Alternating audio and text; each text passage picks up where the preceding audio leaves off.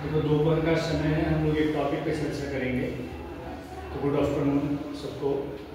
Topic का नाम है ऑर्डर ऑफ रिएक्शन।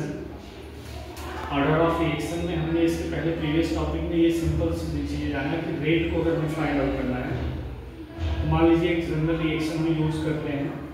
उस रिएक्शन में रिएक्टेंट ए और बी है जिनका कंसंट्रेशन के पावर में हम एक्स एंड वाई रखें। ऐसे सेंस में x और y को हमने क्या रिप्रेजेंट कर दिया, कंसंट्रेशन। किसका कंसंट्रेशन, a और b।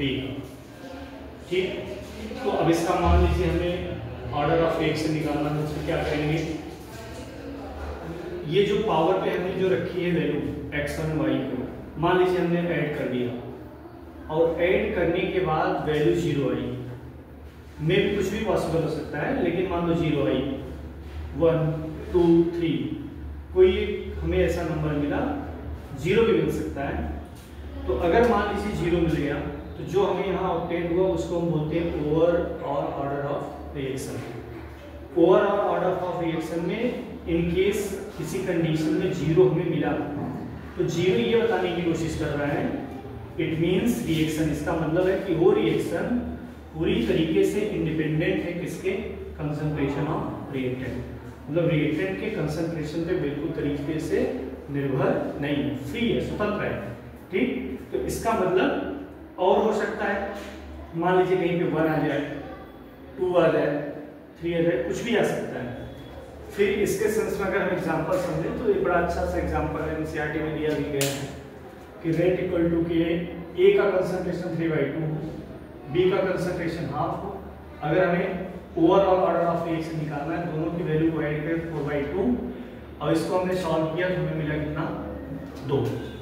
जो ये 2 मिला ऑर्डर ऑफ रिएक्शन, ये बताने की कोशिश कर रहा है कि इस रिएक्शन के रिस्पेक्टफुली इसका order of reaction second order reaction है।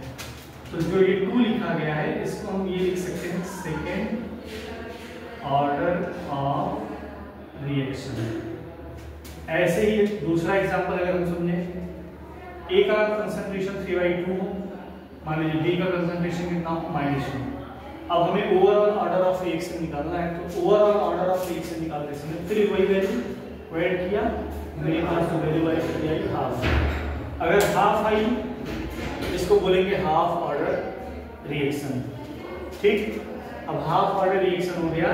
कभी कभी क्या होता है कि मान लीजिए हमारे पास कोई बैलेंस केमिकल इक्वेशन दिया, उस बैलेंस केमिकल इक्वेशन के रिस्पेक्ट में हमें ये नहीं पता चलता कि ये रिएक्शन सिंगल स्टेप में हुआ या मल्टीपल स्टेप में। अब सपोज कीजिए कि वो रिएक्शन मान लीजिए सिंगल स्टेप में, तो ठीक है।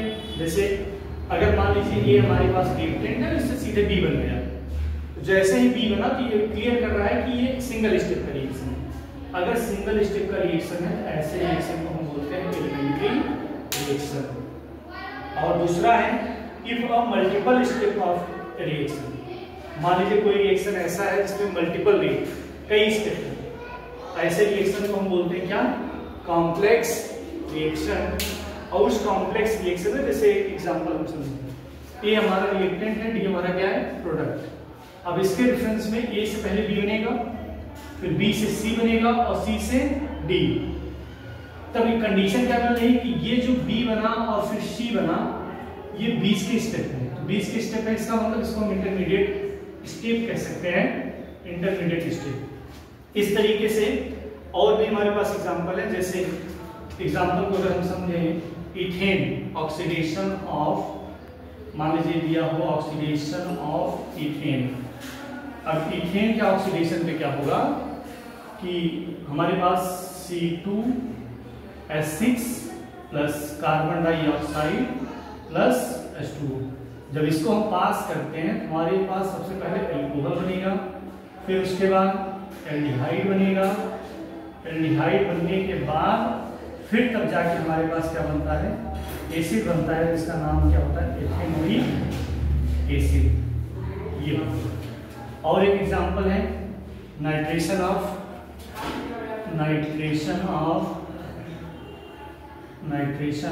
फिनॉल।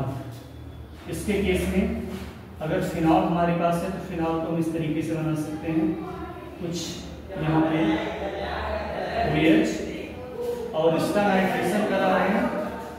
HNO3, यहाँ क्या किया जा रहा है, हीट H2SO4। यहाँ दो तरीके के प्रोडक्ट होंगे, एक होगा यहाँ पे आर्थो नाइट्रोफिनॉल और दूसरा होगा पैरा नाइट्रोफिनॉल। ये पैरा नाइट्रोफिनॉल ये बनेगा, ठीक, इस तरीके से ये। तो ये रहा इस चैप्टर का ये टॉपिक, ठीक है।